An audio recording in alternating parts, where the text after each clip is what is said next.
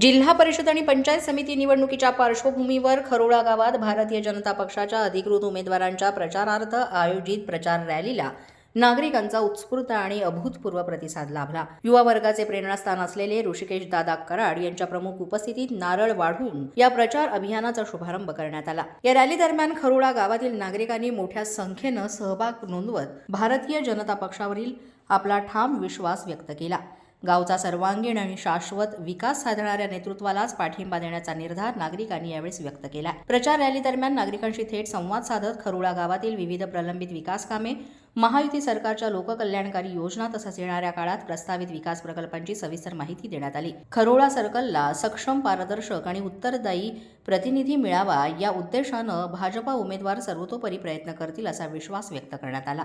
यावेळी मार्गदर्शन करताना ऋषिकेश दादा कराड म्हणाले की जिल्हा परिषद आणि पंचायत समिती निवडणुकीसाठी पुढील 10 दिवस अत्यंत महत्त्वाचे आहेत.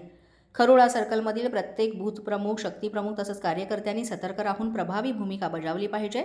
रमेश अप्पा कराड साहेबांच्या नेतृत्वाखाली आजवर गावात झालेल्या विकास कामांची माहिती प्रत्येक घरापर्यंत पोहोचावी. विजय हा विकासाचाच होईल आणि तो विजय आपलाच असेल असं म्हटलंय.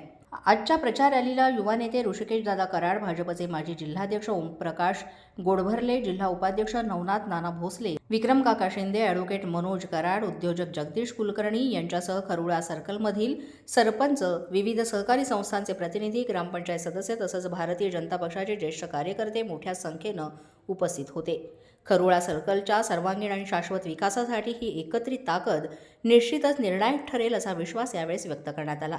जागृत महाराष्ट्र न्यूज, धनंजय मुस्कावाड, रेणापूर, लातूर.